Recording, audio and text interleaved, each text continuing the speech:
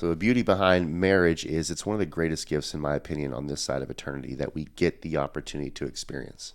For all of us who are believers, we know that that's one of the first ordinations that God gave after creating life was creating what intimate relationship between a man and woman looks like, and that's through marriage. And so marriage is one of those things that exposes the worst parts of you while giving you the opportunity to truly taste and see the fruit of what this life can give, and that's doing life with somebody entrusted to you. So things that we need to do if you're in the marriage stage is, number one, is establish roots. So establish roots. Men often chase their careers. They will uproot and move all over the country for a little bit more money or a little bit better opportunity. But by establishing roots, because a woman's number one need is certainty. She needs to know undoubtedly that you are who you say that you are. So to establish roots in marriage means geographically be in the place that you're going to be in for at least a long-term scenario. And the reason why you do that is you can't also establish great relationships around you if you're hopping up, leaving every 12 seconds, chasing your own significance. But get roots geographically, spiritually, through a biblically based church, relationally.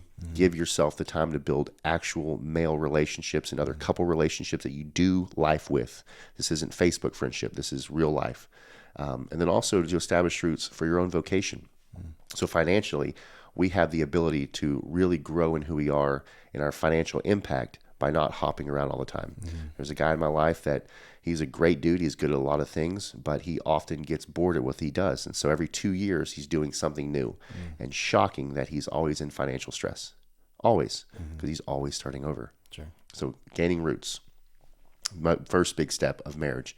Number two is to develop a life, which means to establish a mission.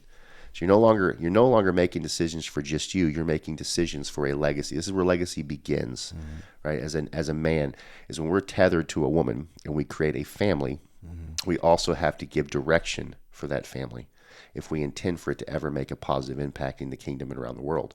And so establishing a mission, this comes back to our vision, core values, things we've already covered before, is you have to establish that in your marriage.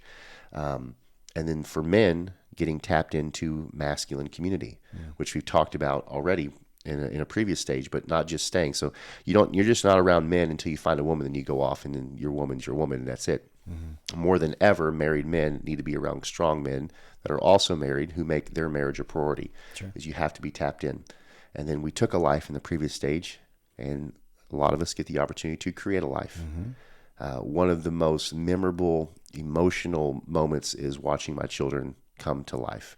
And what that did for me as a man and the immediate shifts that I desired to make because I was now a responsible man, a father, no longer just a man and a husband, is intricate for a man. And so we happen to have a newlywed man in the room. So do you have anything to say to that with your new stage? With this new rite of passage? Absolutely. I've spent a lot of time in that self-discovery, self-reliance, selfish season prior to marriage. And I think the biggest mindset shift in stepping into this initiation, this season, is having great templates to follow.